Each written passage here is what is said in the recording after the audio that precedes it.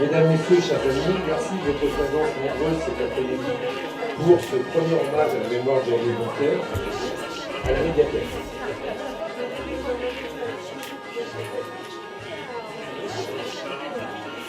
C'est un monde étrange que celui de la paysannerie. Je parle de celui que je connais, dans lequel je vis au cœur de France, entre la Vallée Noire, chère à Georges Sand, et la Sologne d'Alain Fournier. Cet extrait de son ouvrage « François ou ceux de la terre » situe bien son œuvre au cœur de notre Berry, à la fois si étrange et si fascinant.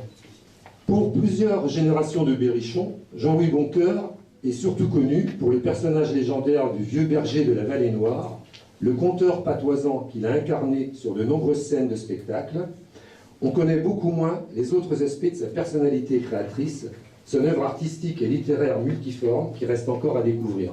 Moi, j'ai été stupéfait du premier petit tour que je viens de faire, de la qualité à la fois en peinture, à la fois en dessin, en gravure.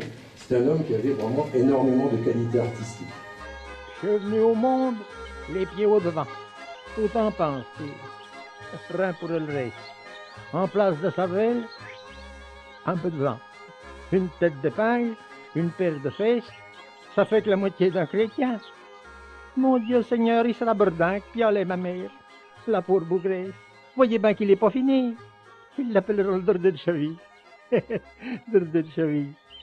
C'est ma sornette. Ça me chausse telle comme une paire de gants. Je sors de cheville et puis je suis bête. Me voilà baptisé pour l'OTAN. Ah, puis je suis connu comme le loup blanc. Il y a eu des rois dans l'histoire, des phénomènes sur toutes les foires. Il y a notre président à Paris, chez nous autres, il y a le dordeux de cheville. Le dordeux de cheville. J'aime la bornille et la poussière. Je m'en vais, fouinant sur l'accotement, 4 pas en arrière et 3 devant.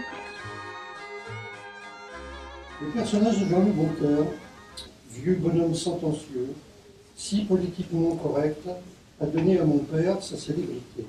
Au one-match show, je préfère le temps où Édouard Lévesque entraînait un rassemblement hétérogène de fonctionnaires, d'enseignants, de commerçants, d'artisans de la Châtre. Le flux de l'Exode a déposé de nouveaux artistes.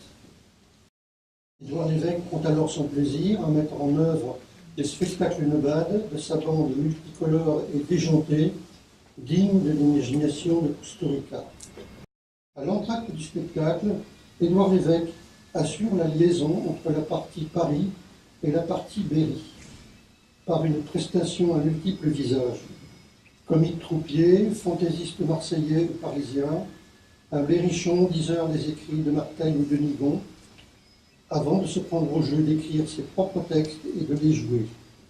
Ainsi naquit Jean-Louis Boncoeur, que je cite, « Après le théâtre d'équipe, j'ai cherché à recréer ce qui me manquait en m'inventant des personnages multiples.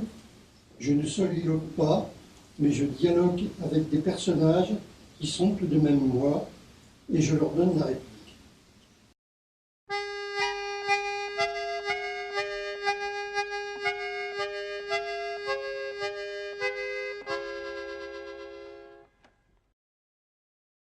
Je suis vraiment ravie de vous accueillir à la médiathèque dans le cadre de ces 28e journées du patrimoine. N'y avait-il pas là plus belle occasion que d'y apporter la voix de Jean-Louis Boncoeur, dont nous fêtons cette année le centenaire de la naissance. Si le plus souvent ce dernier est d'abord connu comme conteur et collecteur des traditions berrichonnes, vous allez ainsi découvrir la diversité de ses talents et de ses engouements, comme l'ont signalé M. Giton et M. Lévesque.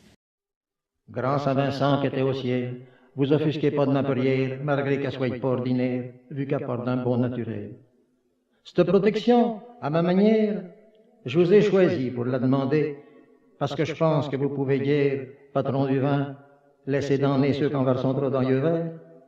Et puis j'ai pensé en même temps que ça peut bien se faire, ça m'imagine, puisqu'on fait pour le mal dedans une prière à Sainte-Apolline, brûler des cierges à Saint-Aignan pour guérir du tournis des chiots, Saint-Laurent protège bien du feu, le bon Saint-Loup ceux-là qui sont peureux, Saint-Claude ceux-là qui l'ont boiteux, Saint-Firmin ceux-là qui ont la fièvre, Saint-Hubert ceux-là qui chassent son lièvre. Pourquoi tu serais pas Saint-Vincent, pour ceux-là qui bevons yeux Vincent, sans yeux, comme autant des bons moines. On donne dessous à Saint-Antoine pour retrouver ce qu'on a perdu. Pourquoi donc il n'y aurait pas de prière pour ceux-là qu'à votre but?